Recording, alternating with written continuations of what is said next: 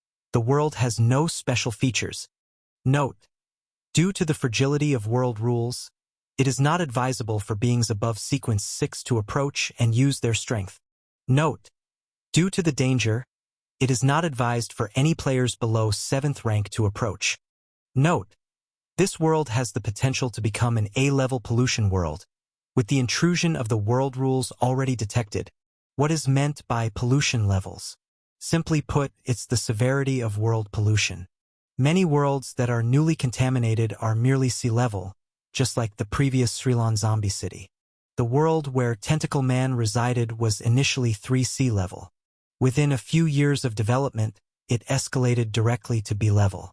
A level 3B world is already extremely dangerous for low-level individuals, not to mention the possibility of it transforming into an A level. The middle-aged man muttered softly.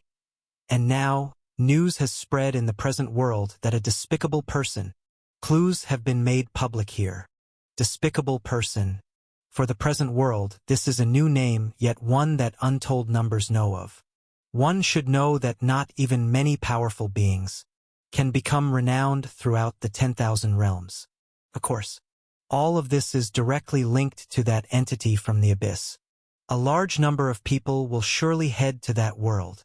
Even many powers will be tempted. This world will either be controlled or contested over. After all, Su Linxiu sighed. On the extraordinary list of the 10,000 realms, its bounty has reached a terrifying level. one should understand what kind of beings are currently listed. Spirit kings, ancient priests, leaders of massive powers. Each one represents a pinnacle of terrifying strength or background. And yet, not a single hunter would foolishly take action for the staggering bounty. But despicable person is different. Other individuals must be killed, while for despicable person, one only needs to find them. Even the slightest clue can be confirmed through the 10,000 realms ranking and earn an appropriate share of the bounty. Don't underestimate such a small detail. Even a tiny bit of abyss power is a vast and astonishing treasure for those from lower worlds, holding terrifying value that many would covet. That's why countless individuals, upon receiving the news, hurriedly flock to that world in a frenzied rush. Teacher, Su Linqiu hesitantly started. Do you think this could be related to the players who entered that world before? Although not thoroughly investigated at the time, now looking back, there were indeed players in that world, and the timing also matched. He couldn't help but entertain this absurd thought. But as he continued, seeing the middle-aged man's expression become slightly stern, his voice became less confident. He shook his head. I'm sorry, teacher. This is just a guess of mine. The middle-aged man didn't outright deny it. Then go try it. See if you can find this player. Although in his heart, such a possibility was nearly non-existent. After all, on the first day of open beta, all players were level 1 ordinary people without even spiritual energy. How could they possibly be heavily involved? Most likely, some unlucky soul was accidentally involved and saved by Paradise's forced rescue, and their data was also erased due to the descent of the evil god. But if he could be found, more information could be obtained from him to understand what exactly happened at that time. Understood. Su Linqiu quickly left. The middle-aged man stood up as well. As he released a trace of his aura, he started tearing a rift in the space with the construction of his spiritual energy. He could also tear open space with his bare hands, his strength at sequence 4. The terrifying spiritual energy and aura. A powerful strength was emerging. He was now going to meet with the Paradise manager, because a critical incident had occurred.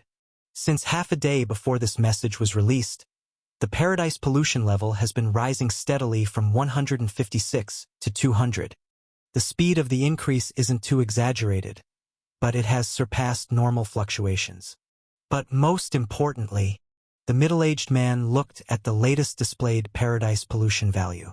The number had now skyrocketed to 389. Since the alert from the Robin Association in the present world, the warning pollution value has been rapidly increasing. Above the plate of pollution, thick black fog lay below, representing the previous value of 200. And above was a layer of hazy, gray mist. This doesn't mean that an increase in pollution has already occurred. Rather, it's a warning indicating that some event is about to happen. If not prevented, the pollution value would reach the level indicated by the warning. Chapter 371, Despicable Person. Seems it must be related to that world. The middle-aged man looked serious. He naturally had to report immediately, thereby making subsequent actions. After all, once the pollution value reached 1,000, extremely dangerous events would occur, for which these new era people were completely unprepared. Efforts had to be made to take the initiative. Even if it could not prevent their occurrence, it could at least reduce the pollution value after the burst, and this was a tug-of-war related to the foundation of Paradise. Player Su Buxian has cleared instance No. 2137897 of the pollution type. Game difficulty. Hard. Game score. 100. Currently settling. Earned perfect level experience and 20,000 spirit coins. You've been granted a chance to choose a bright item. Your level has been increased to 43. Earned 43 points to allocate attributes. Ending notes.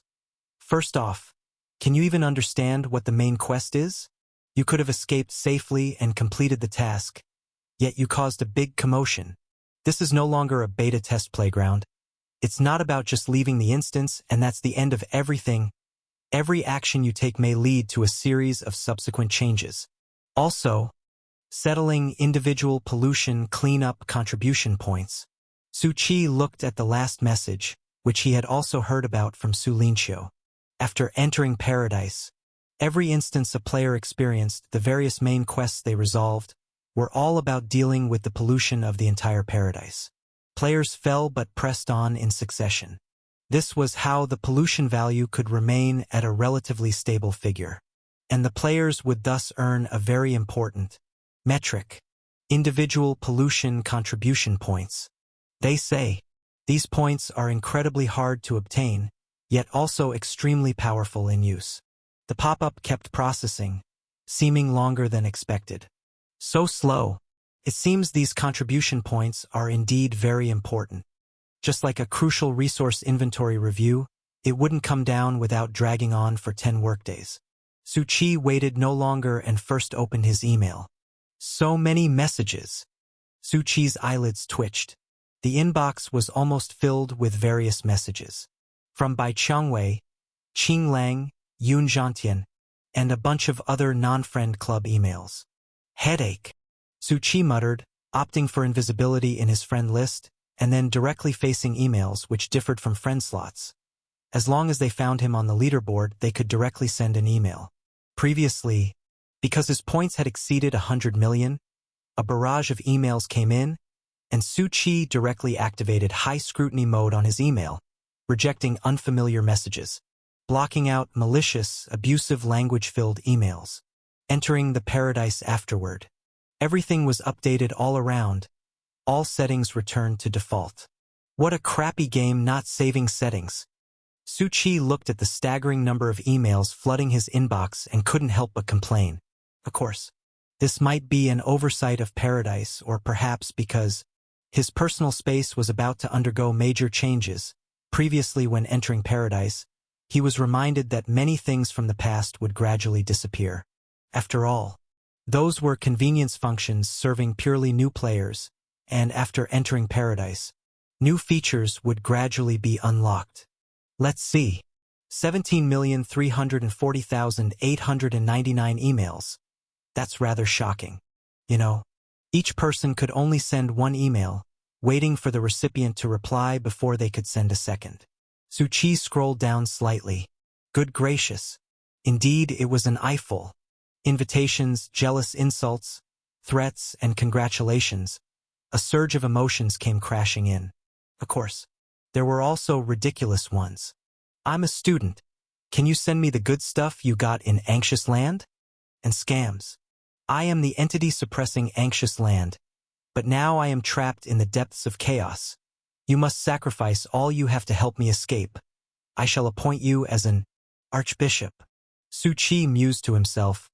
Does the master of the present world also play with emails?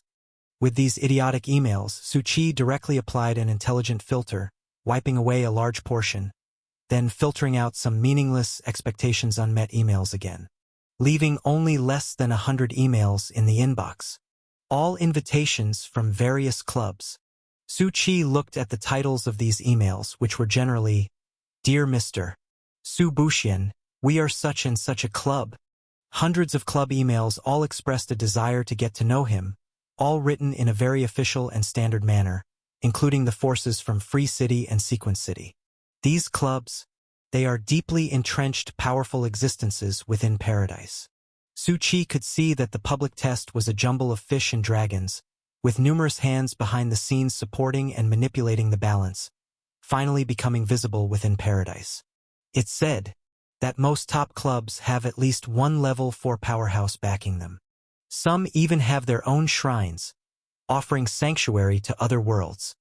He tossed all these invitations into the trash can. Honestly, all the current invitations could be blindly ignored. 99% of them had no good intentions. Su Linqiu and the middle-aged man had done an excellent job protecting him and hiding his information, and even upon entering paradise, they let him bypass the normal route taken by other players. Instead, he arrived directly in the core area of Zone 9. According to the normal route, all players would appear in one of the 3 main cities: Free City, Sequence City, or Zone 9, based on their choice. Players would meet, trade, make friends, or encounter conflicts. Only Su Qi was forcibly moved by power, quietly taken back to Zone 9. This surely involved the use of authority by a Paradise manager. Su Qi looked at the last few emails. Left hand sent him a consoling message. He had also passed through the first instance to enter Paradise. This time, this guy candidly wrote down all sorts of precautions in the email. In the past, some people, including Sword White Clothes, had kindly advised him to be careful. Though it doesn't represent the intentions of their clubs. These people are all pretty nice, but it makes me feel like I could flee as if I'm guilty of a crime. At this moment, someone actually initiated a voice call to Su Qi. Su Qi glanced at the name and picked up. Su Buxian. The caller's somewhat dim and calm voice made Su Qi pause. Xiao Huan. It's Sun Xiaohuan. Okay, Xiao Huan. Sun Xiaohuan seemed a bit taken aback by the calm, his tone carrying a touch of helplessness. Anyway, don't speak yet, listen to me. I didn't expect that this time you would become instantly famous, but at the same time you were pushed to the forefront. You must now be under the advice and protection of the upper echelons of Zone 9, so I won't mention any superfluous matters. Let's get straight to the point. Sun Xiaohuan spoke gravely. You must have already entered an instance once and are probably planning to not team up with others anymore, always going solo in instances. But this can't last long. You need to be careful. Even if you choose to enter instances alone now, it doesn't mean there are no other players in the instances, and some players' main quests might even conflict with yours. Su Qi softly replied, I know this. Free City, Sequence City, Neutral, Chaos, Evil Faction all exist, concealing various Abyss panel players, truly living up to the name Abyssal Paradise. It seems that the big shots in Zone 9 have explained everything in detail to you, but still I have to tell the most important thing. Sun Xiaohuan said earnestly. Some are now collaborating with Paradise Force, and a lot of worlds in the present world are under surveillance. Any world you appear in might be one controlled or protected by these forces or clubs from Paradise. Many think they are extraordinary, and a lot of them want to take everything from you. That's all I can say. Sun Xiaohuan spoke gravely. Su Qi raised an eyebrow. Sun Xiaohuan's previous identity had already hinted that he was a beta tester, expelled from Paradise for some reason and had to start over. And now it seemed Sun Xiaohuan still had some background. Where are you? Sun Xiaohuan realized there was no response from Su Qi. I'm looking at the pop-up. Su Qi paused. My personal contribution points had just been tallied for about 3 minutes, and it finally popped up. After all that, this guy still had a lazy demeanor. Sun Xiaohuan sighed. Also, does the calculation of personal pollution contribution points always take this long? How much do you have? Su Qi asked curiously. Let me see. It just increased by 35 points after the last instance. Sun Xiaohuan mused. Contribution points are very important. They upgrade personal unique functions in Paradise and can gain some boosts and so on, but they are hard to increase. What about you? Su Qi paused. I'm almost the same as you, just crossed 1,000 or so. Sun Xiaohuan. Almost the same. What the hell did you do? Chapter 372. Dueling Ground. Randomly draw 3 items of light and select one. Drawing in progress. You may now choose from the following 3 items of light. The so-called items of light, apart from having a panel similar to other ordinary items, have an additional new row named Attribute. Su Qi looked at the items of light drawn below. Name: Tree Spirit Blood Serum *1. Type: Potion. Function: consuming this serum will grant you powerful life force and recovery abilities for half an hour, and can heal all individuals within a centered radius. Attribute: slight increase in affinity toward anything with plant attributes. Permanent. Note: originating from a race in a certain world called Druids, they often accompany nature. One must maintain reverence for nature in order to improve affinity with it. There was also a skill. Name: Falling Stone. Type: Skill. Function: Use this skill to gather the surrounding minerals, send them to the sky dome, and cause them to fall. Attribute: slight increase in affinity toward items with mineral attributes. Permanent. Note: solid as a rock. The third item was a piece of equipment. Name: Sword God's Smile, bracelet. Type: equipment. Quality: perfect. Function: when using sword-type weapons, you can use the Windless Sword skill to rush at the enemy 4 times, unable to be targeted. This equipment is part of a set, and wearing other parts of the set will result in enhancement. Attribute: slight increase in the perception of sword techniques. Permanent. Note: this is part of an incomplete and lost set of ancient equipment. The equipment's owner seems to have perished, and with it, the history of the past has been buried. Su Chi had some clarity after seeing this. This wasn't the first time he'd seen the word attribute, as his pulse could bring him all sorts of random attributes. However, there are quite a few differences. The ancient god's heart pulse ability provided attributes that could change dramatically, giving Su Chi instant control. Any attribute that appeared would have the same level of strength. But now, attribute is new content after entering Paradise, and each player must start from the most minimal increment, possessing only passive attributes. Such attributes could naturally give players advantages upon entering different worlds. Like the Tree Spirit Blood Serum, if entering a grand fantasy forest, one might even gain protection from related races. Of course, from what I've seen before, attributes can only be obtained from 2 types of item repositories, light and darkness. I'm not sure how to acquire items of darkness yet, perhaps related to the abyss, pollution, and the like, but they are difficult to obtain. Usually, they can only be found in the Land of Old Days. Su Chi murmured to himself. The Land of Old Days, a place of terror in Paradise that cannot be stepped into, where the true secrets of Paradise are hidden. However, it seems that by completing instances and resolving a certain level of pollution, one can also get items of light or darkness. Su Chi looked at his 1034 contribution points. Having dealt with Venerable and annihilated Evil Town, the rewards were still quite rich. With that in mind, Su Chi looked at the 3 items and ultimately chose Sword God's Smile, bracelet. The serum is a one-time use item. Although it's a precious life-saving object, its cost-effectiveness is clearly low if only for the attribute.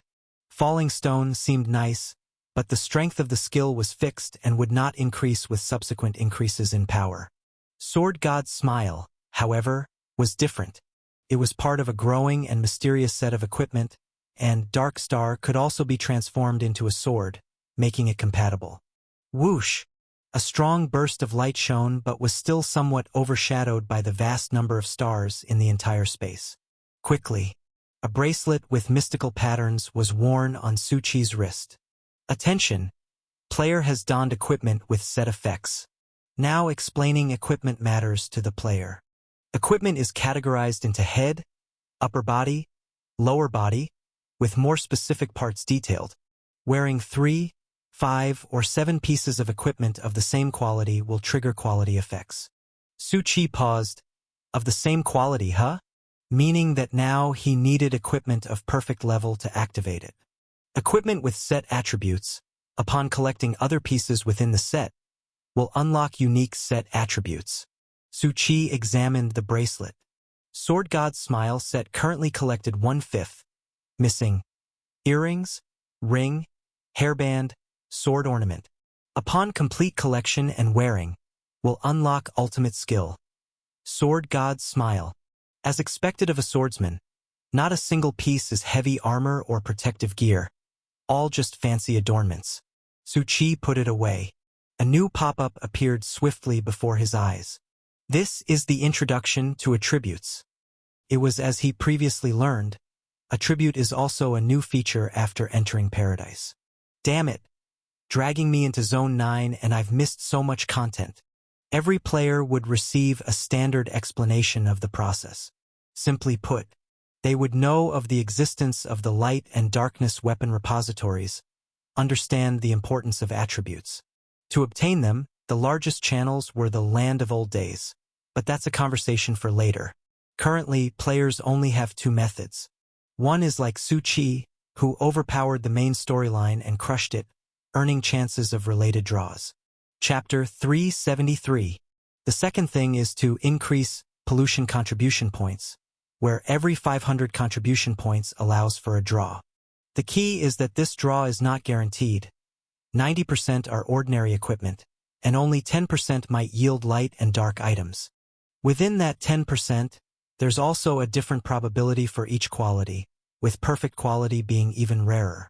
Su Qi muttered to himself. Here comes my dog's hit luck. Su Qi had no intention of using his contribution points on draws. Contribution points have more important uses. It's not worth relying on this elusive luck. Su Qi gently closed one panel after another. He had missed quite a bit of information, but thankfully, he had now filled in all the gaps, and there were indeed many new things in Paradise, some of which he did not need to mention for now. Some had already popped up. Abyss Duel Arena now open. In this mode, players must battle another party, either solo or team, matched randomly. Death carries no penalty. Entry limit. 1. Increases by 1 after completing an instance or exchange for one more entry with 100 contribution points. The cost for the next exchange doubles, reset upon entering an instance. Upon completion of the dueling ground, one can obtain corresponding skill points and rewards. Su Qi's gaze lingered on the new mode in front of him. Player PvP had finally been released after being introduced to Paradise. Since during open beta, there had been a great number of players discontent and clamoring, but Paradise had remained unmoved. Now it had been pushed out. However, it seemed that the main focus of Paradise was still entirely on instances, with the duel arena appearing more like a place to hone various skills. Su Qi was unaware that an uproar had started outside, nor did he know that his moniker Despicable Person had stirred up trouble again. Let me see. Su Qi also opened the dueling ground and clicked straight on to start matchmaking. Although currently, a large number of people were looking for him, but in fact, within the safe range of Paradise, he didn't have to worry about being attacked. It was only when entering the world of instances that he needed to be careful. Most of the Paradise clubs at present were only seeking information, wanting clues about his entry into instances. He didn't really care, though. After the exposure, at most he had to be surrounded by a lot of prying eyes. Let's enter the dueling ground first. Su Qi was very interested in the skill value inside, as there were too many new things in Paradise that he needed to experience for himself. Matchmaking according to player's level, sequence, and duel ranking. As this is the player's first time entering the Abyss Duel Arena, insufficient data, conducting randomized big data matchmaking. Match for duel found. For the specific worldview and rules, please explore after entering the world. A barrage of messages kept appearing before Su Qi's eyes, his eyebrows raised. Matchmaking based on my level and sequence. Something's going on. There was no time to think too deeply. The matchmaking process was rapid, and almost instantly, darkness descended, covering his consciousness amidst undying starfire. It's clear to see that a large number of players are eager to match for dueling. The moment Su Qi regained consciousness, he slowly opened his eyes. Instances usually offered time to prepare, react, and explore, so there was no need to rush. But the rhythm of the dueling ground was fast, pretty much devoid of main quests, side quests, and other messes. It was all about fight, combat, battle. And the moment Su Qi opened his eyes, he felt there were people around. So he instantly transformed his dark star into a knife, swinging it with a soaring motion directly out. The blade was positioned at the player's neck. The player trembled and stammered, "It's not, dude. Do you have any last words?" Su Qi paused. "Last words?" The player roared. "Screw last words. We're teammates, damn it." "That's right. I've just realized." Su Qi spoke calmly. "Because I couldn't bring myself to make the cut just now." The player's eyes bulged. "You bastard. This guy was really going to chop. If it weren't for the team protection, his neck would probably have had a cross-section by now. And, now that you understand, put the knife down," the player roared. But Su Qi simply stretched out his hand and pushed hard. Whoosh! The terrifying speed of the knife passed right by the player's ear. A scream followed. An ancient beast with incredible speed was penetrated straight through. Blood made the player tremble and exclaim in astonishment. There are even sneak-attacking NPC fierce beasts. Relax. Su Chi pulled out Dark Star and, looking at the dead beast, muttered, "No wonder I felt murderous intent the moment I opened my eyes. It originated from here." "What did you say?" The player didn't catch that. "Nothing." The player didn't ask further. Judging from this guy's actions, he was a formidable player. Su Chi also opened the team panel. It was a 5v5 team duel. Above was only mist and the red dots of the other three players. They seemed to be far away, as only he and this player were close together. Those three also seemed to be gathering. "You came looking for me, didn't you?" Su Chi sized up his surroundings as he spoke. The surroundings were a somewhat dilapidated abandoned temple, where the beast had ambushed from outside. The player nodded.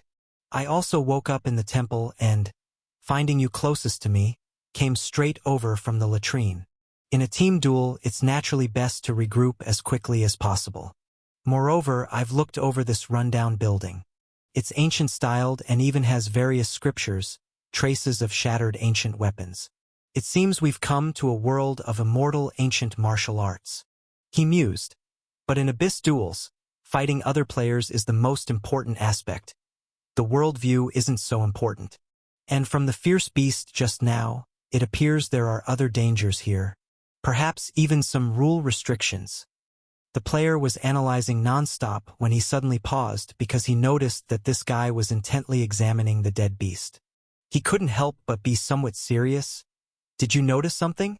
Given the other skills, the fact he was so earnestly staring at the beast meant he might have found something.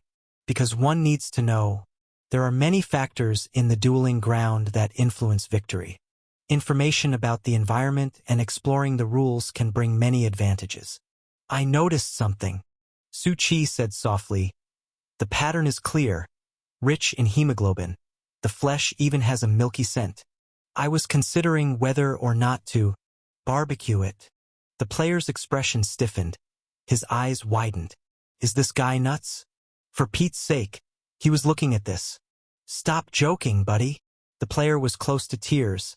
Dueling opportunities were precious, and a teammate who drags you down is unacceptable. But Su Chi calmly cut open the beast's flesh, his technique extremely practiced. "I'm not joking.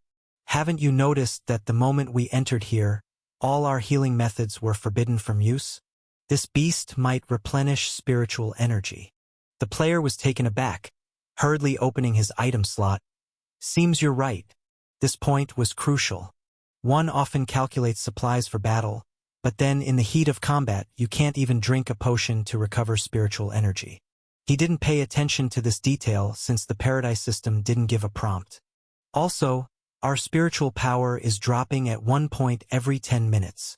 The player paused, his pupils flickering. "I noticed that too, but 1 point of spiritual energy is no big deal. I'm 7th rank with 7,000 skill value. I'm not afraid." Su Chi gave a thumbs up. "Then you're formidable." "But..." Su Chi looked out of the temple. The wind was howling. Clouds in the sky dome were quietly gathering, and an eerie aura was spreading. "I predict the spiritual energy outside will gradually drop faster. Later it won't be just 1 point every 10 minutes. The player was slightly startled. "It seems we need to fight quickly," Su Chi said. "You're thinking too much. The range here is very broad, and it looks like there are a lot of fierce beasts. Once we choose to go out searching, we'll put ourselves at a disadvantage." "And..." He pointed to a burning lamp on the temple. "That thing seems to be providing us sanctuary until it burns out. We need to find a way to leave under the watchful eyes of these external dangers." The player, slightly astonished, turned around abruptly, only then to notice, outside the entire temple, a strange woman in a red robe was standing motionless on the ancient path. Chapter 374. They're not moving, they must be making a plan. The young man looked at the woman in red outside the temple as if a chilly wind blew past. ringing the dilapidated bells above the temple. He took a deep breath. This star in red exuded a terrifying, eerie aura, floating mid-air, with her feet nowhere to be seen. We were just thinking about a player versus player duel. And yet, before we even stepped out, danger has already presented itself. The youth said somewhat helplessly. Just think of these as environmental factors affecting PvP, said Su Chi. After all, some games have bombing zones and poison circles, which are there to force players to speed up and add urgency. Urgency, huh? The young man pondered deeply. His ears twitched suddenly as he looked in the opposite direction. What's that sound? He quickly walked to the other side of the temple and pushed open the decrepit window with his hand. The next moment, boom! A terrifying black rain was crashing down, like opening the gates of heaven. Raindrops like strings of pearls ferociously pounded the ground. The young man's eyes widened. What the hell is this? Why is there such a torrential downpour over there? And black at that. On one side of the world, a fearsome black rain thundered down, while on the other, there was no rain at all. The scene was a bit exaggerated, as if dark clouds were besieging the city, threatening to destroy everything like a dark tide. If you look closely, Su Chi was observing, you'll find the black rain is approaching at a speed of 1.23 meters per second. The youth's eyes bulged out in shock, gazing into the distance. You can even tell that? The black rain was still quite a distance from here, but it was challenging to notice it moving at all. After staring for a while, the young man murmured to himself, "So this is the so-called poison circle." He began to understand a bit and said gravely, "If we can't detect this early on, by the time the black rain quietly draws near, it'll be too late to run."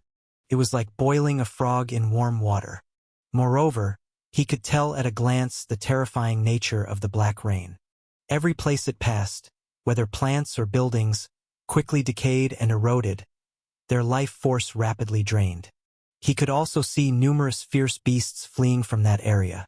"Bro, we must leave here quickly," the young man said in a deep voice, ready to confront the mysterious woman in red head-on.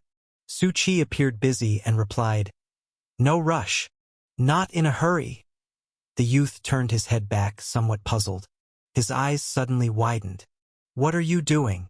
In Su Chi's hands was a dark star bone-cutting knife, skillfully slicing back and forth across the carcass of a beast, with a clean and expert technique.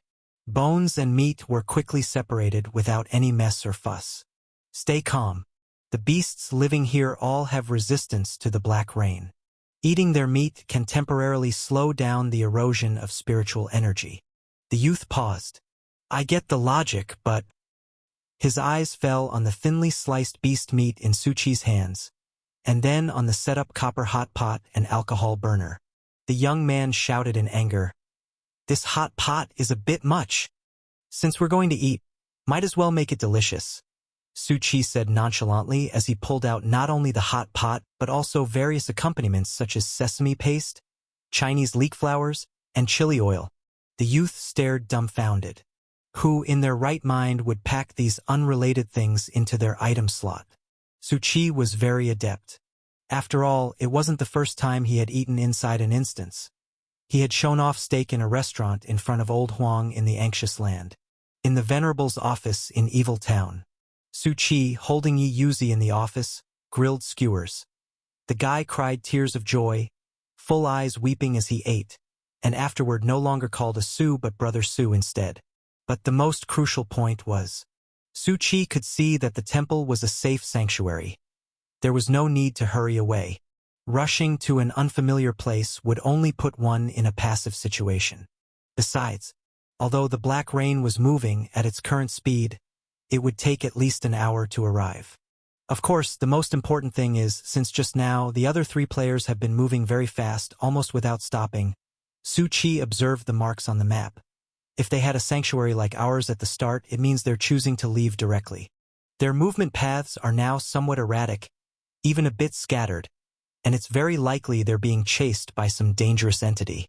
The young man's expression grew serious, and he too stared at the map, which indeed looked as Su Chi had described. and the entity chasing them. The young man turned to look at the woman in red at the entrance of the temple, his pupils slightly quivering. Right, if we leave this place, then Sister Hong outside would chase us down in the same manner.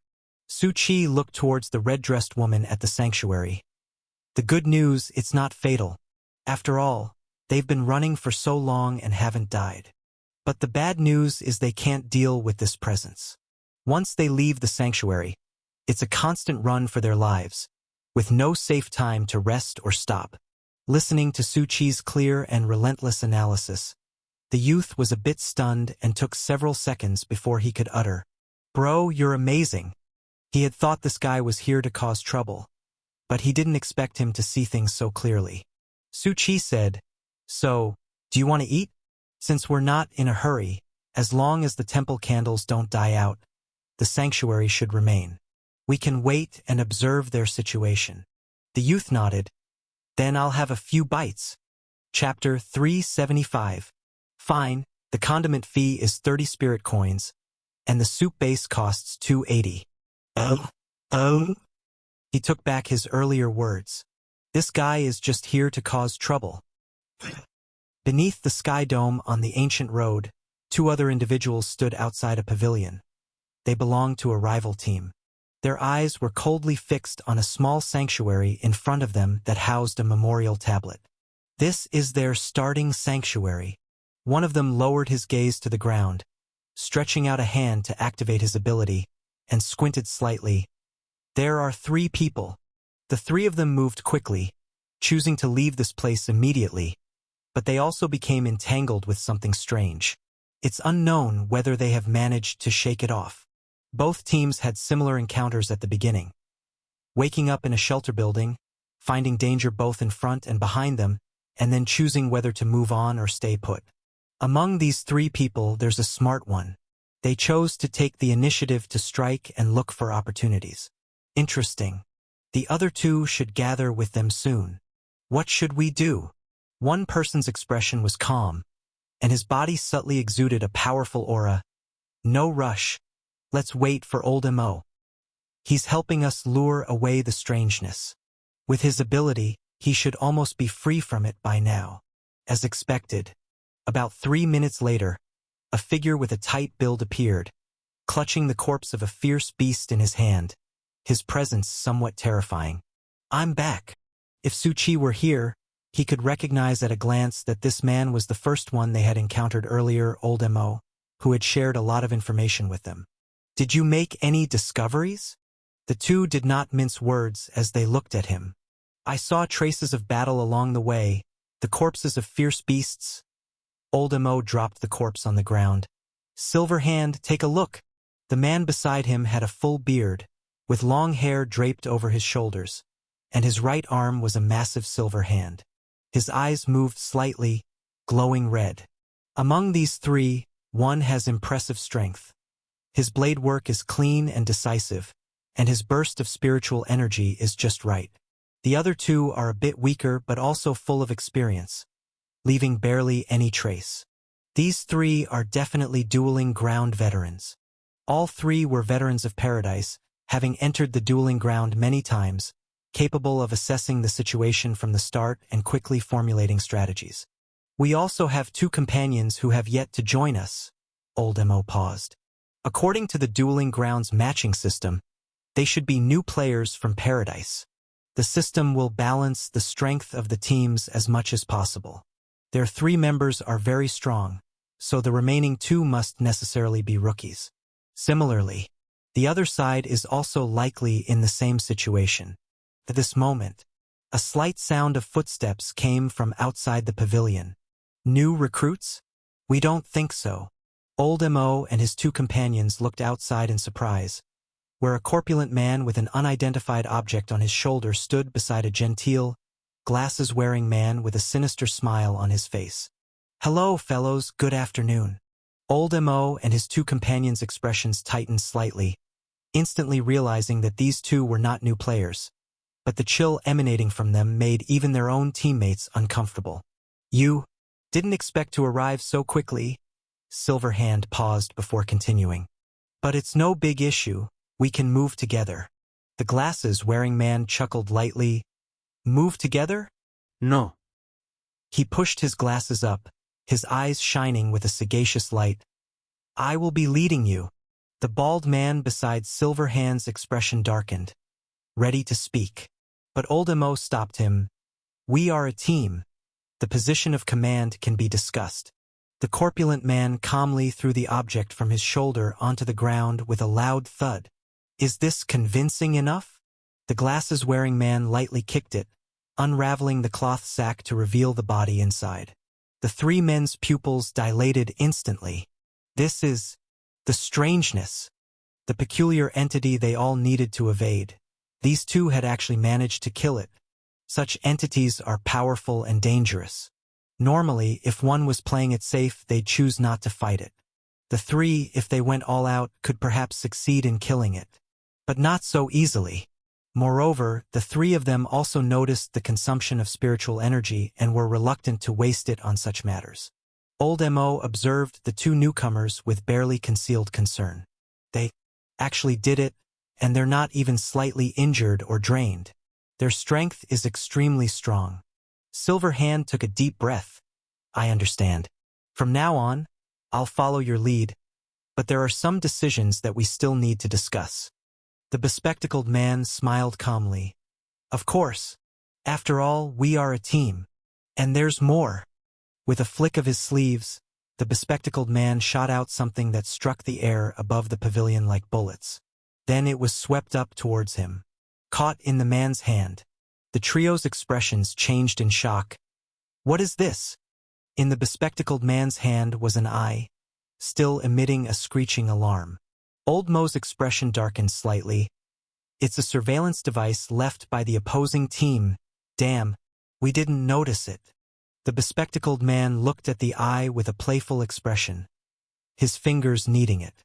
It seems the other side also has strong ones. They are quite cunning.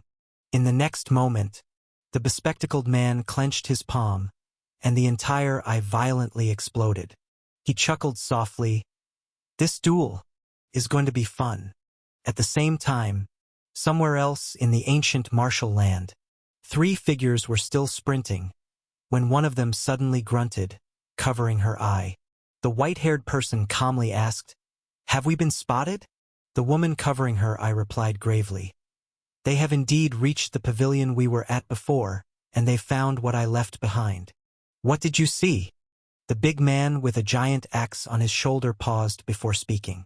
The other three have very strong abilities, and there are two particularly dangerous individuals. And boss, those two dangerous ones, you might know them. The woman looked towards the white-haired person. They are from Free City's Demon Kill Team.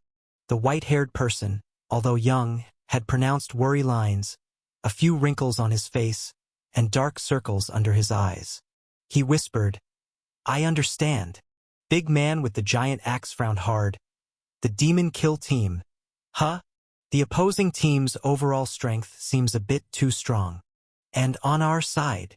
He looked at the map, teeth clenched. Those two still haven't moved.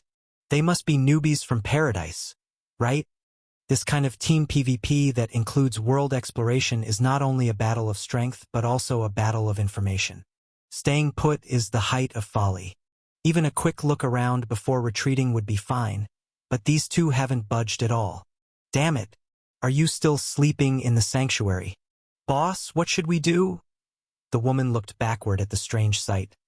A monk covered in maggots, which they couldn't shake off, but had been dragging along to create misleading tracks.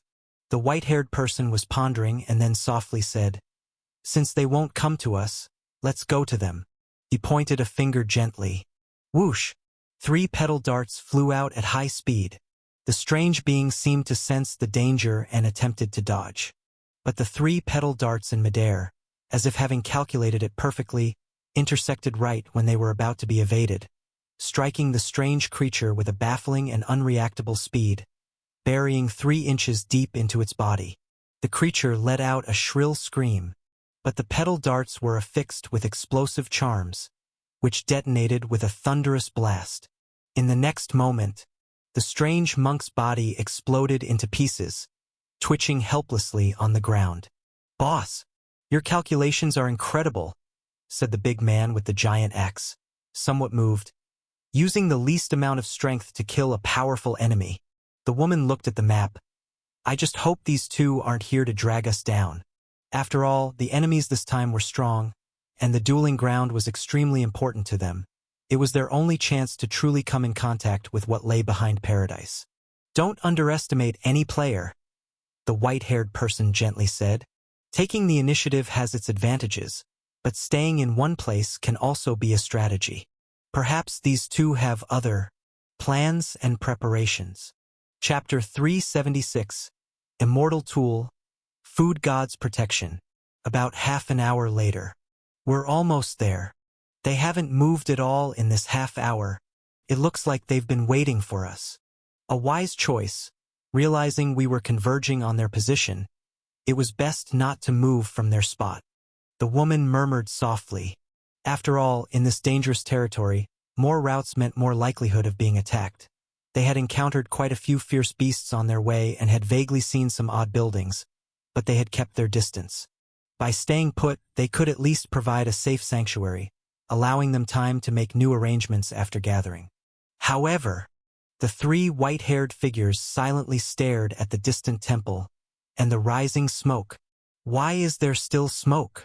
Could there still be incense burning inside? Don't joke. It's indeed possible. And it looks like there's nothing odd outside of it either. They scanned the area next to the temple and saw no other presence, but noticed the approaching black rain was much closer now. "Let's head over." They knew the enemy was strong and now had great expectations for their two remaining teammates, until they had gotten within 50 steps of the temple. "Is it just me? Or can I smell the scent of meat drifting over?" "It's not your imagination. I smell it too. Not just meat, but also chili." They headed toward the temple gate, and upon entering, they saw a busy scene. "Is the garlic peeled?" "It's done. And the coriander?" "Washing it, Brother Sue." They looked at the seasonings on the ground, the plethora of kitchen tools, and the marinated fresh meat. Their expressions froze. "What are you doing?" blurted the giant axe man, dumbfounded. The young man also noticed the three people at the door and coughed. "You must be teammates, right?" Sorry. We had nothing to do while waiting for you. And when some fierce beasts attacked, we just..." "Rhythm." A voice came from inside. "The garlic and coriander?" The young man hurriedly ran inside. Coming. The three of them looked at each other in silence, not saying a word. "What do you all think?" "I think this duel is going to be worse than I imagined." The woman sighed, realizing the seriousness of the situation. If it were normal newcomers they could cope, but now, leaving aside this behavior, making a noise in such a place, exposing information, said the giant axe man with a heavy voice, is foolish, more troublesome than the drag of new players. "Boss, let's just leave." The woman also looked to the white-haired man. She'd rather move with the three of them than carry two burdens. But the white-haired man didn't speak. His eyes were profound, hinting at emotions inscrutable. He spoke softly. "Let's go in." "Why, boss?" the giant axe man asked, slightly stunned. "Although everything seems bad, beyond the usual experience of combat, you've forgotten the most important point," said the white-haired man softly. "The oddities are gone." Both of them were moved. Indeed, they hadn't seen any odd presence around the temple. Each sanctuary they had been in, including the enemy teams, they would encounter oddities, which had to be dealt with first before any further actions could be taken.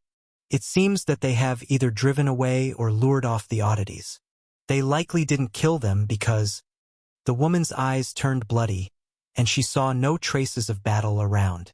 When they entered the inner part of the temple, they saw another player besides the young man, competently cutting and preparing the ingredients in hand.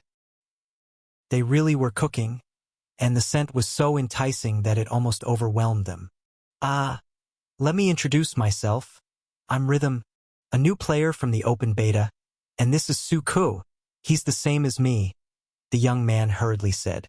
Su Chi smiled and said, "The three of you must be tired from the journey. Care for some hot soup?" The giant axeman paused slightly. Natural introductions were in order for Team PvP. He spoke with a steady voice. "Just call me Giant Axe. She's Butterfly, and this is our leader, Bai Yilan. Can I first confirm one thing?" Butterfly spoke softly. "There should be oddities outside the temple. Were they driven away by you?" She needed to confirm this to ascertain if they truly had strength. "It's a long story. To put it simply," Su Chi pulled back the kitchen curtain. There, wearing a red outfit, was the oddity sitting quietly at the table drinking meat soup. "She is now my guest." Both were shocked. Even Bai Yilan, whose expression had been consistently indifferent, shuddered. The young man brought over a pot of meat soup to the table. Don't know how, but Brother Su's cooking attracted her, and it seems Brother Su could communicate with her, so things turned out this way. The three were still silent.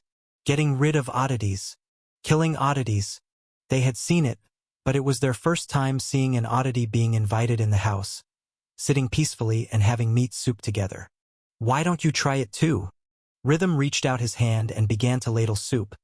"Not only is this soup delicious, but it also increases resistance to the erosion of black rain.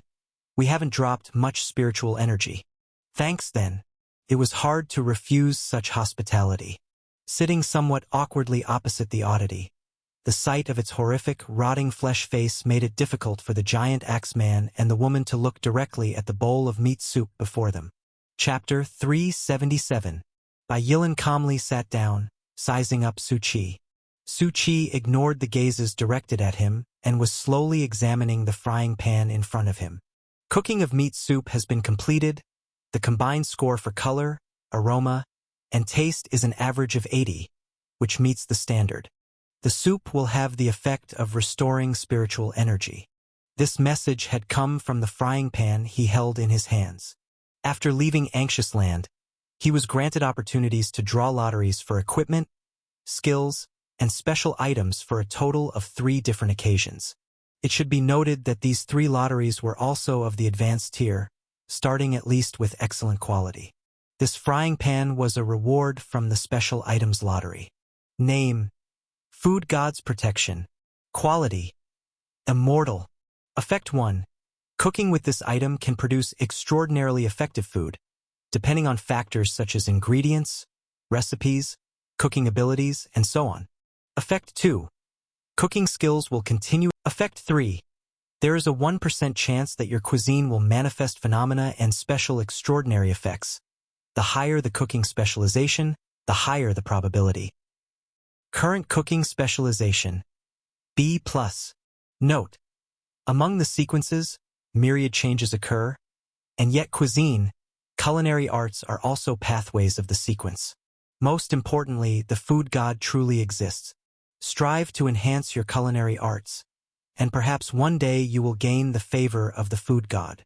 The skills and equipment I drew were all excellent, but only this item. It hit the jackpot with immortal quality. This seemed to be the first time he had drawn an immortal item from the Paradise Lottery pool. Although it wasn't an item that directly enhanced combat power, Su Chi was quite satisfied with it, as he had always enjoyed cooking, and this item had great potential for growth.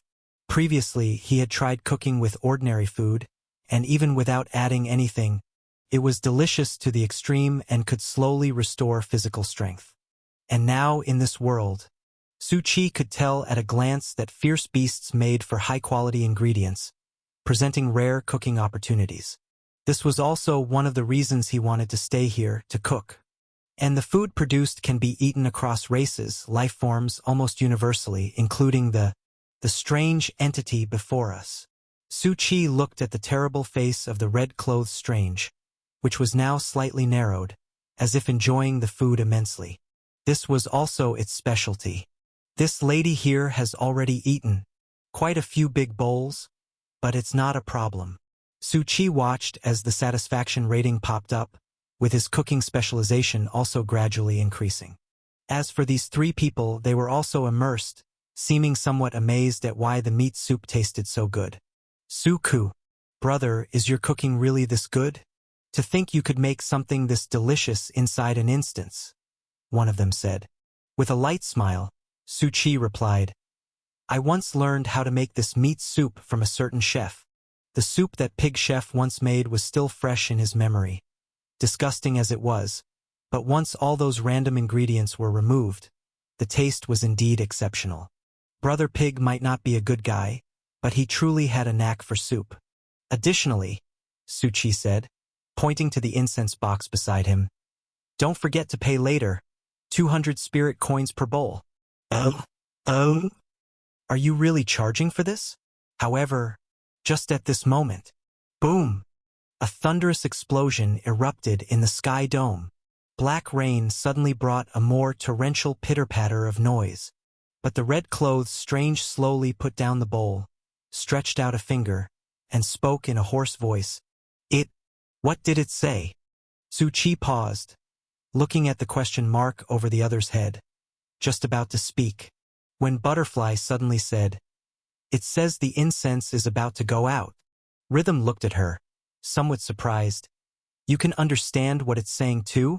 Butterfly's expression grew serious. "I am a communicator by sequence. It's normal for me to understand." Additionally, it also said, "We'll die if we don't run now."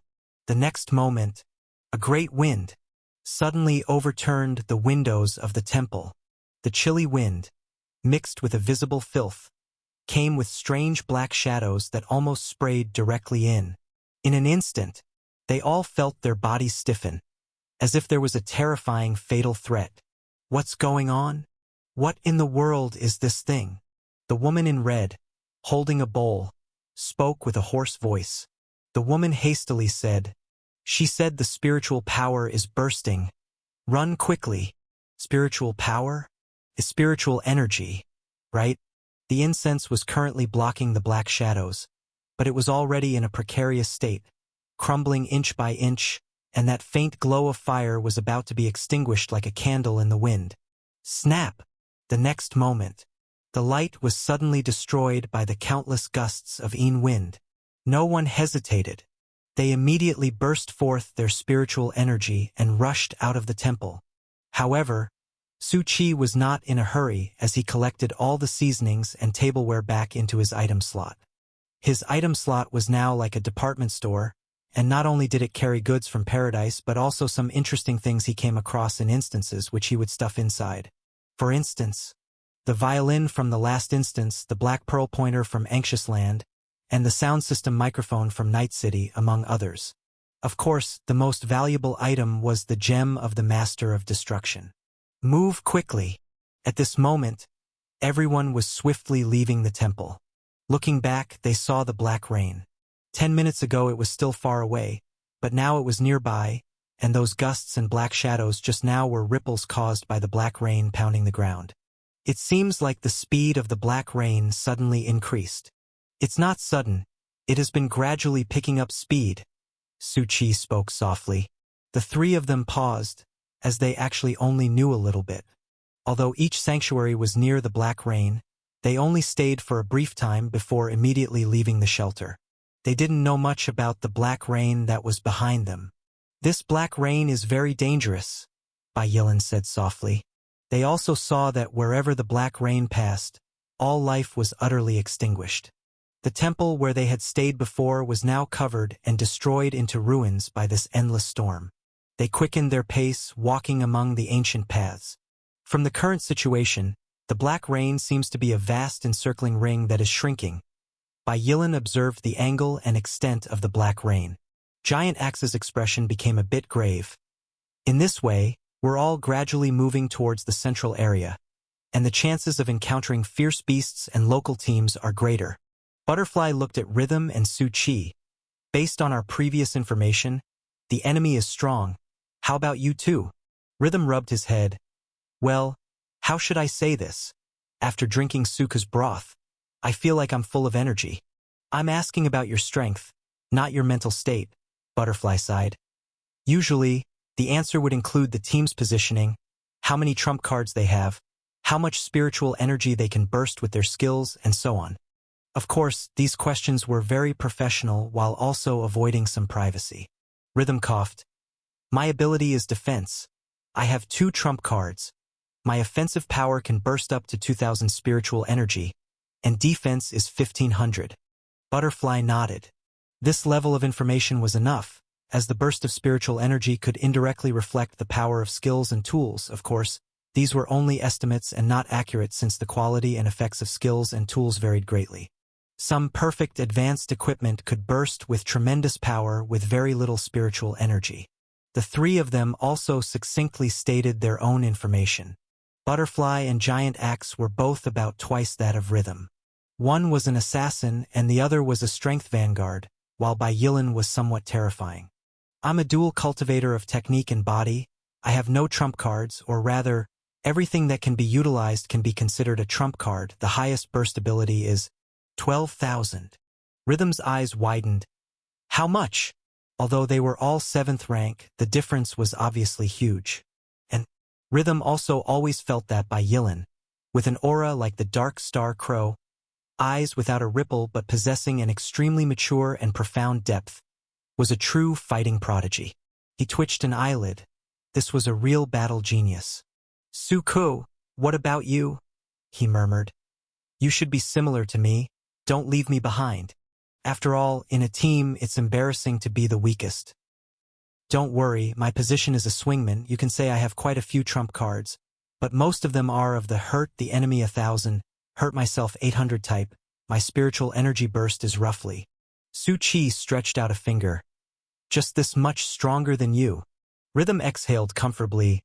Good buddy. I'm relieved. Beside him, Butterfly and Giant Axe. You're relieved, my ass. We freaking aren't. Chapter 378. Encounter. Fierce winds battered this world. Gray dust swirling as various fierce beasts ran amok, desperately attacking, and from time to time peculiar ancient buildings could be seen, carrying a somewhat strange aura, along with the mottled traces of age. Su Chi surveyed all this. 5 people were swiftly making their way through, and after about 20 minutes, the erosion of the black rain suddenly halted. It stopped. Butterfly turned her head back. Our spiritual energy is constantly being depleted. Our speed has increased quite a bit. Giant Axe said somberly. Everyone, be careful. The area in which we can move has shrunk considerably, and the likelihood of encountering enemies has greatly increased. Fortunately, they had not seen any signs of battle along their way. If the enemy had foreknowledge and had set traps or launched a surprise attack while they were charging forward, they might not be able to defend themselves. This underscored the importance of information. Adjust your status. Bai Yilin said softly, pay attention to your surroundings. They did not want to delve into the origins of the black rain or why it stopped here. After all, the 3 were not newcomers to this dueling ground. All they had to do was to defeat their opponents in duels. According to my thoughts, now, we should continue to move towards the center. Judging from the extent of this black rain's coverage, we can almost determine where the center is. We can get there ahead of time and set up an ambush. Butterfly spoke quickly, her mind meticulous and her logic detailed, her eyes looking towards Bai Yilin. Brother Bai, what do you think? Bai Yilin did not speak, but turned his gaze to Rhythm and Su Chi. What do you think? Rhythm was somewhat flattered. They were a player new to Paradise, with the least strength here and lacking in experience, yet the others actually considered their opinions. He thought hard about it. I have a question. If we can see where the central area is, then the enemy team can naturally see it too. They might arrive there before us and set up an ambush. Wouldn't we be walking right into a trap? Butterfly frowned slightly. I did consider this point, but I think it's worth taking a gamble. The risk is too great. Rhythm shook his head, paused, and looked at Bai Yilin pleasantly. Brother Bai, what do you say? Calling a big shot brother, and the rest are just bros. Such is the way of human sentiments. However, Bai Yilin merely shifted his gaze slightly, looking at Su Chi. Player Su Ku, do you have any opinions? Su Chi hesitated for a moment. Actually, from the very beginning, he had noticed something. Bai Yilin's gaze rested on him more frequently than on the others. his eyes seemingly pondering something, and the question mark above his head had only revealed a few words. He has a strong curiosity and doubt about you. Curiosity. Doubt? Su Qi had entered the dueling ground with the hidden face feature of Paradise. But in fact, this feature was only usable when disengaged from combat. That is to say, once spiritual energy burst forth for combat, his handsome face would be exposed. But the problem was, he hadn't shown any flaws from the very start. What was this guy curious and doubtful about? Su Qi said softly, I don't think either of your plans will work. You have a better way? Butterfly raised an eyebrow slightly. Of course. Su Qi pulled over red-clothed Strange, who had been following along in the background, inconspicuously up until now. For such matters, of course, you should ask the locals. Red-clothed Strange slowly lifted that terrifying, indistinct face of flesh and blood. She was thoroughly strange, yet she didn't have the same murderous aura as other strange beings, and it seemed she also had a response to Su Qi's request. She extended her hand and gently pointed in a distant direction. A low, hoarse voice emanated from her throat as the red robe whirled in the wind. The direction she's pointing is exactly the central area we're heading to. What did she say? Giant Axe's eyes locked onto red-clothed Strange, sensing that her emotions seemed to be filled with fear. She said. Butterfly also looked over. We absolutely must not go there. That is a dreadful place. The fear on her face was very pronounced, as if the existence there should not be mentioned. Everyone's expressions darkened. Yet, given the current trend, we will inevitably get closer to that place. Su Qi spoke lightly. A dreadful place, huh? Everything here is filled with strangeness and ancient relics. Demons and ghosts are all amongst them. Demons are the various fierce beasts, and strange are these peculiar beings. Runes that suppress and contain evil, ravaged by demons, all kinds of Taoist and Buddhist temples. The surrounding buildings contain many traces left behind by the righteous sect. Yet now only evil presences exist in this place. Fierce beasts tasted good precisely because they could cultivate, absorbing surrounding spiritual energy, possessing strong aggressive desires and spiritual wisdom. Along the way, they also resorted to interspecies killing, a form of natural selection. The peculiar ones were even more evident. Few in number, but their consciousness was clearly sharper, and they also possessed the principle of devouring others to strengthen themselves. The so-called dreadful place. For them to use this word is somewhat intriguing. Su Qi's words made everyone's expression change subtly. Rhythm seemed a bit curious, looking at Su Qi and murmuring to himself, have there been so much information along this road? He couldn't remember any of it. Bai Yilan seemed to have something in mind, as if he knew something, but he did not speak it out loud. Su Qi's expression shifted slightly. The dueling ground seemed to have some special aspects, especially Bai Yilan's profound eyes and the hints from the question mark above his head. Chapter 379. Could it be the projection of the ancient paradise? Su Qi felt a stir in his heart. To be honest, the matter of paradise was not clearly explained by Su Linqiu and the others. They clarified the present but did not mention the past, and in the middle of it, Su Qi had seen question marks over their heads. Because there was no direct guidance in this direction, not much information was disclosed. But the ancient history of paradise must exist. Anxious Land was ironclad proof.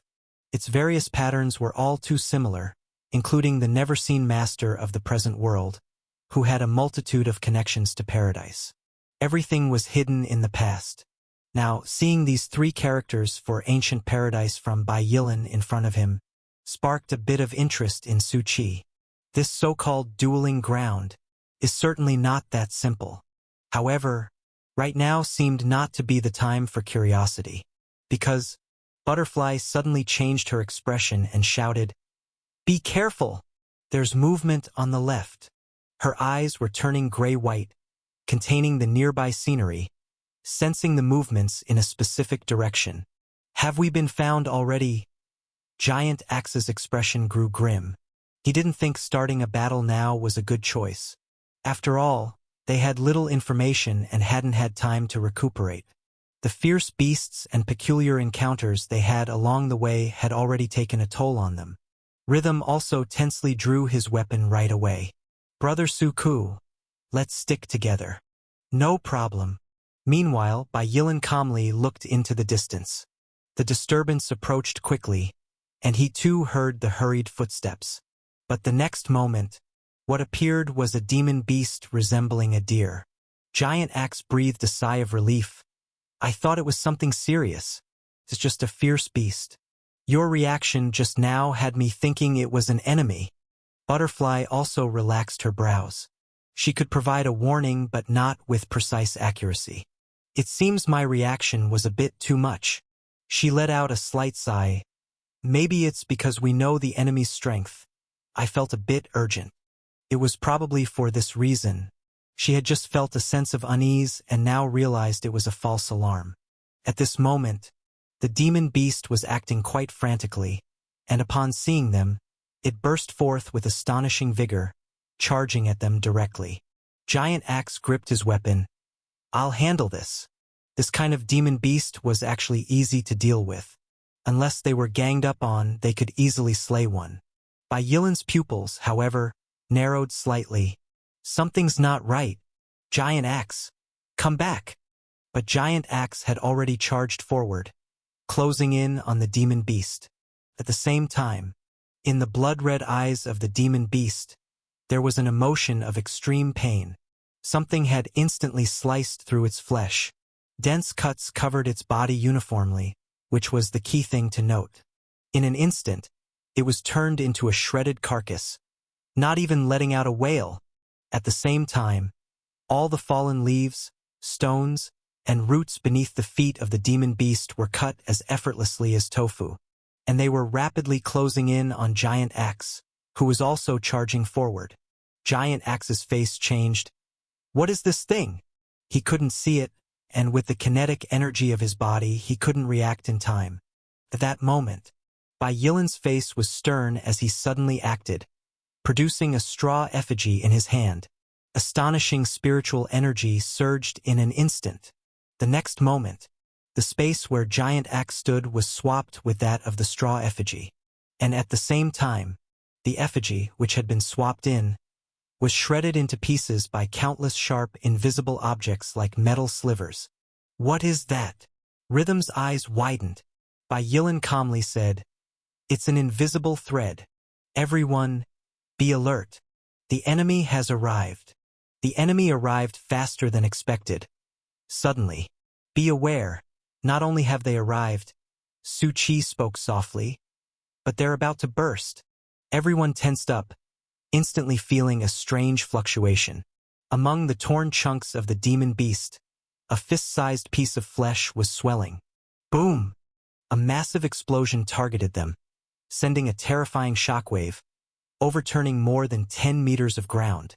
Such an impact was not too much of a threat to Bai Yilan and the other two. All three moved simultaneously, jumping 10 meters away and leaving their original position.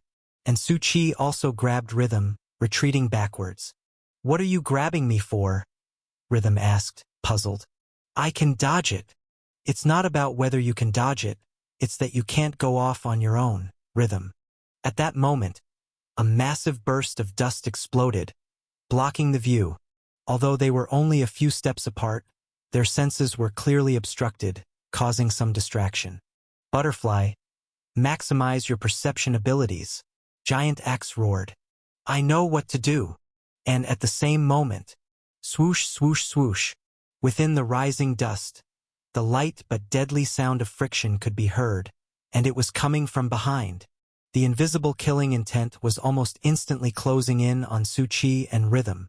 "Be careful." Butterfly also sensed it and pushed her abilities to the limit, shouting a warning. "The two of you be careful. He's targeting you." The invisible killing intent raced towards Rhythm and Su Qi at an incredibly high speed. Planning to cut down the weakest first, huh? Giant Axe's expression darkened. This was the trouble with having weaker members in the team. If you ignore them, the stronger enemies would simply pick them off, creating an advantage in numbers by having many against few. But if you do pay attention to them, It could distract you, tying your hands and creating all sorts of vulnerabilities. Rhythm reacted as well, clearly hearing the high-speed friction sound by his ear. His face turned to panic as he prepared to turn around and unleash his ultimate defensive move to protect both him and Su Qi. But then, don't rush. In that split second, the dark star curved blade in Su Qi's hand traced a cold gleam. Ching! Sparks burst forth along the blade, this time clearly aimed at the several curved threads. In a calm voice, Su Qi said, "Save your trump cards for yourself." "No, it's..." Rhythm was confused. "Is your blade that dull?" "Because I used the back of the blade to cut." Oh. The back of a blade can't cut shit. But in the next moment, the back of the blade actually crushed the threads. The sound of breaking was like pulling wire to its limit, with a startling friction noise. Damn. He really cut through with the back of the blade. Rhythm's eyes widened. The hidden attacker also furrowed their brow slightly. "No, what am I shocked for?" Rhythm roared in complaint. "If you have the leisure for that, why not directly use the sharper edge to save trouble?" "Because the blade edge is for cutting people." Su Qi smiled lightly, flipping the curved blade, and suddenly the edge flashed with a terrifying cold light, slashing towards a certain spot. It was a weapon trait absorbed from classmate Yi Yuzi, which simply put, could generate sword energy. And it could stretch unceasingly, growing stronger and stronger from the moment it was unleashed until it hit the target. Or until the spiritual energy was depleted. That was why Su Qi was adamant about helping Brother Yi repair it back then.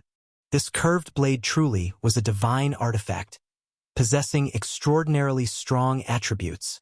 Of course, back then it was just an exterior repair and the chaotic could be fixed, but to fully repair this divine artifact, more chaotic and growth were needed. And the terror of the Dark Star was revealed. For such an item, the Dark Star could actually imitate about 1/10 of its power, which of course was limited by his current growth with the Dark Star and his own abilities, as it too was a growth weapon. No one knew what limits it might reach. Sword energy instantly cleaved out from the blade in his hand. In front of the naked eye, it grew rapidly from 20 centimeters, cutting a path through the dust. Giant Axe and Butterfly both saw this scene. Their eyelids twitched. This sword energy, so fast, so sharp, and it's still growing. Meanwhile, directly in the line of the slash, some entity was struck by the sword energy, sent flying and revealing their form. An ability to turn transparent? No. It was a player wrapped in transparent threads, flung away and dropping several bomb-like flesh balls. At the same time, several figures slowly stood on the stone bridge and by the mountain stream, coming into everyone's view. Ah!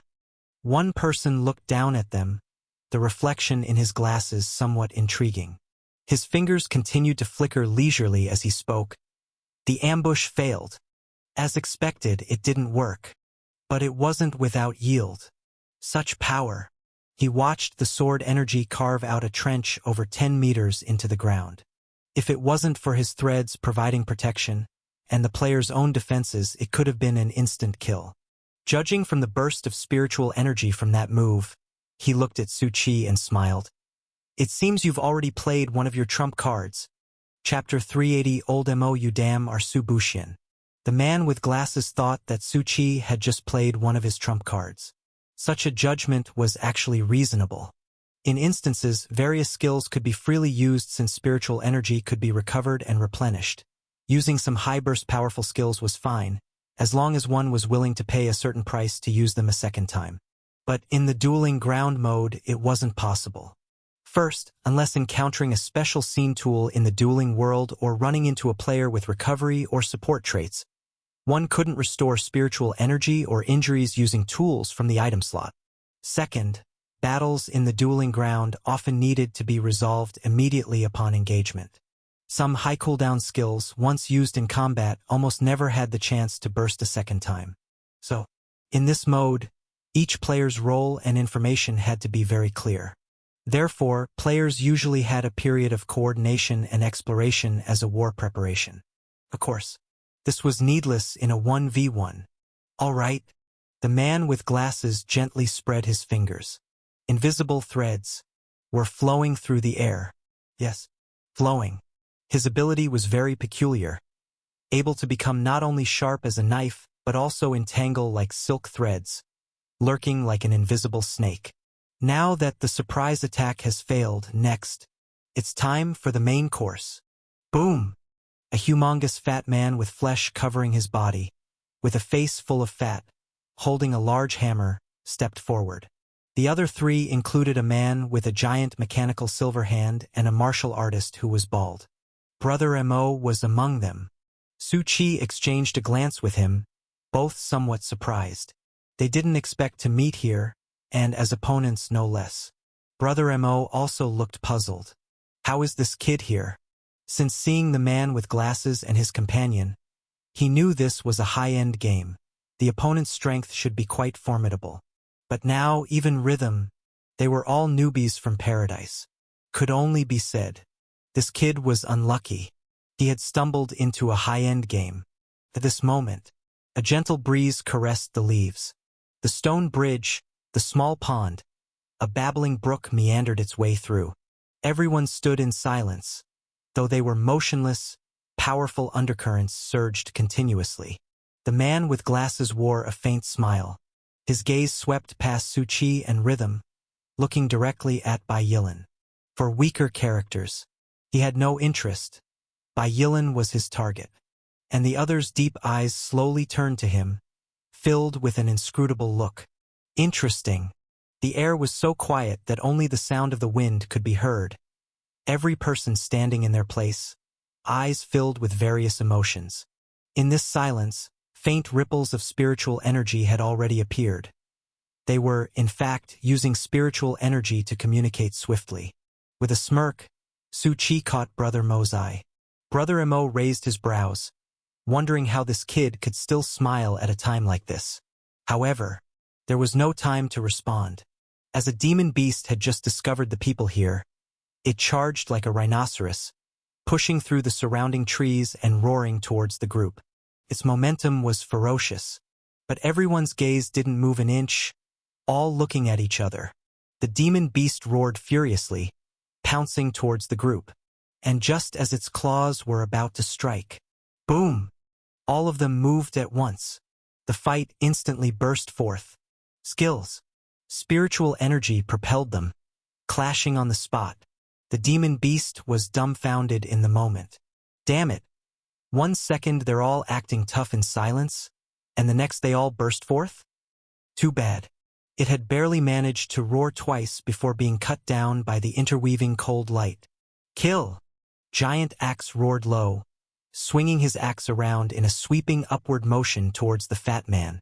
The axe gleamed with crystal, and as gravity accelerated its burst, a mighty strength buzzed with the sound of the swing. Silver Hand moved at high speed, his mechanical arms sparking with electricity. Butterfly also crossed her hands. In an instant, a mass of red spiritual shadows flew past her. The battle at this moment immediately escalated into a fierce exchange of blows. In the midst of the fight, various deadly intents and dangers emerged constantly. Boom, boom, boom. The intense sounds of explosions kept ringing.